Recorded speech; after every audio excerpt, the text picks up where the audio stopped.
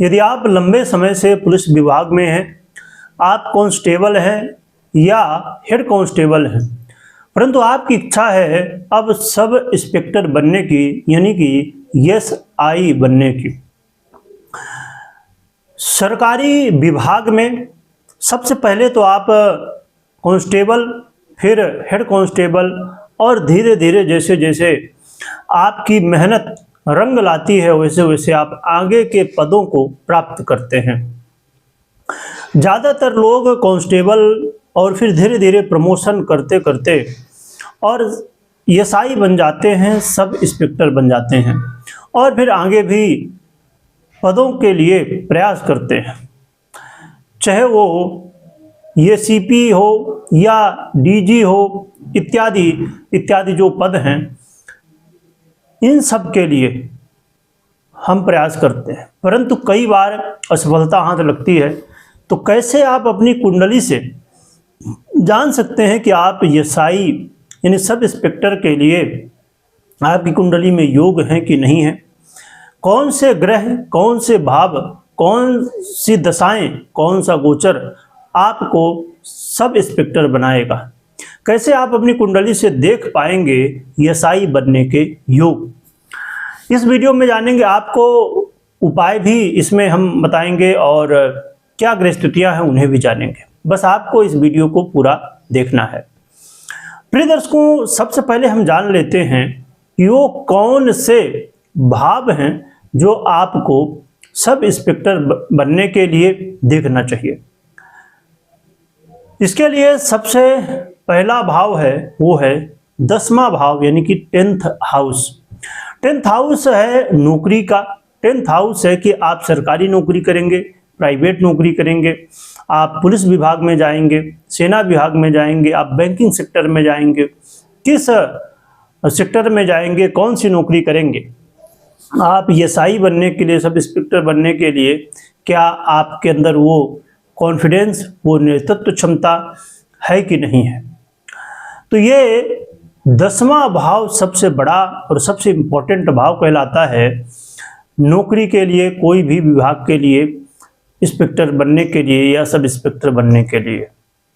तो सबसे पहले आप अपने 10वें भाव को देखिए और निश्चित करिए कि क्या आप सरकारी या प्राइवेट नौकरी कर सकते हैं, कौन सी नौकरी कर सकते हैं।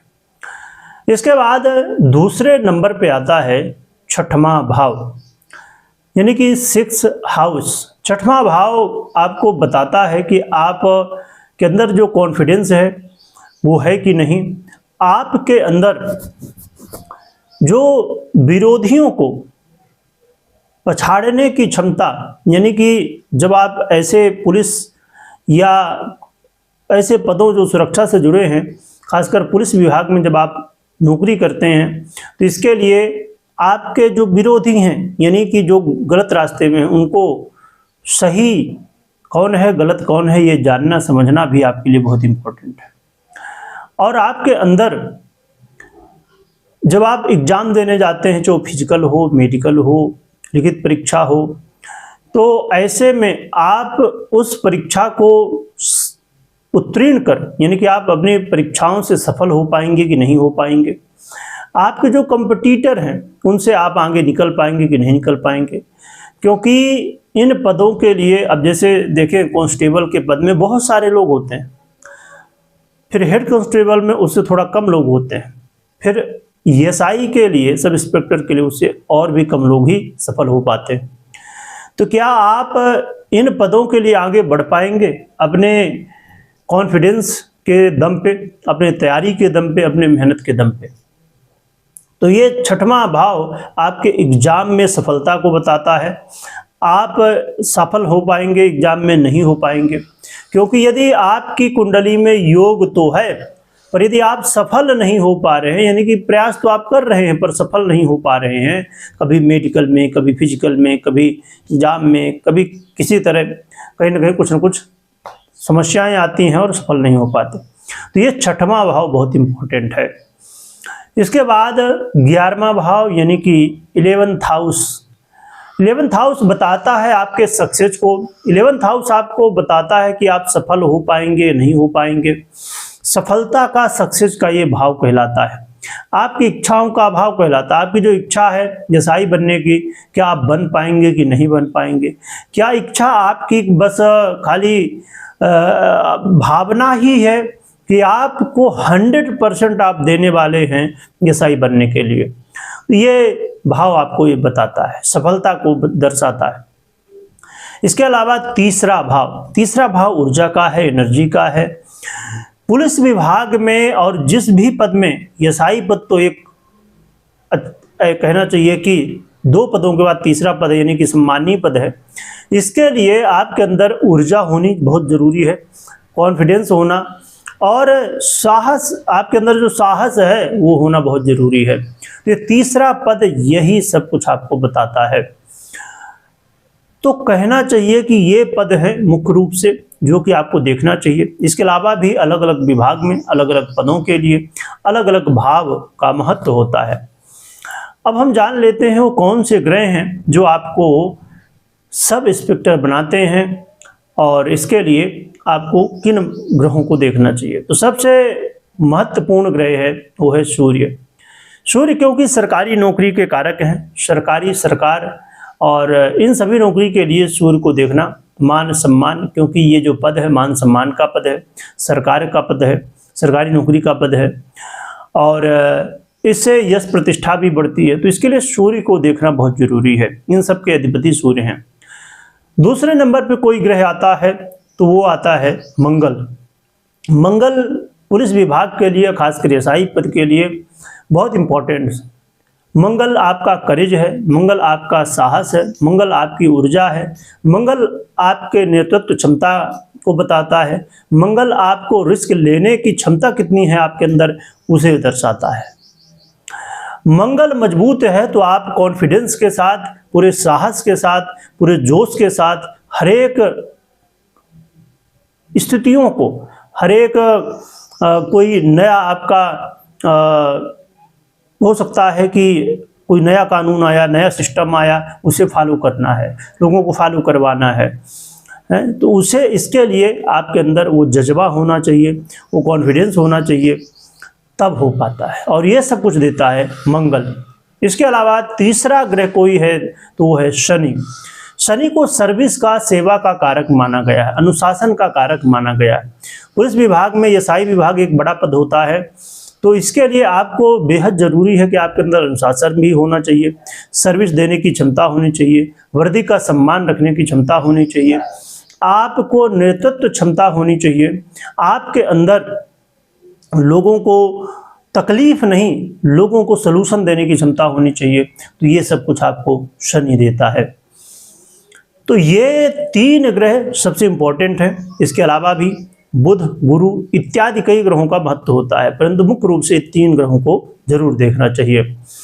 अब हम बात कर लेते हैं कि आपने भावों को समझ लिया, ग्रहों को समझ लिया, आपने कुंडली में देख लिया कि हाँ आपको सरकारी नौकरी मिलनी है, पुलिस विभाग में ही जाना है। पुलिस विभाग में भी एसआई पद के लिए, सब इंस्पेक्टर के लिए आपको मौके मिल सकते हैं, परंतु इतना ही नहीं, ये भी जरूरी है कि योग तो है, परंतु ये नौकरी कब लगेगी, कब इस पद तक हम पहुंचेंगे, हम डायरेक्ट पहुंच पाएंगे, हम प्रमोशन से पहुंच पाएंगे। ज़्यादातर लोग प्रमोशन से पहुंचते हैं, कुछ लोग डायरेक्ट भी कई बार हो जाता है इस पद के लिए, पर ज़्यादातर प्रमोशन से लोग जाते हैं। तो आपको कब ये नौकरी मिल सकती है, इसके लिए आपको दशा देखना कुंडली में, और गोचर का भी सपोर्ट मिलना चाहिए। तो किसकी दशा होनी चाहिए? तो दशा में आपको सूर्य की, मंगल की, शनि की, इन ग्रहों की दशा देखनी चाहिए। 3 ग्रहों की महादशा अंतरदशा चल रही है, ये अच्छी स्थिति में है, तो समझिए कि नौकरी लगने की संभावनाएं बढ़ जाएंगी और इस पद तक पहुंचने की संभावनाएं बढ़ जाएंगी।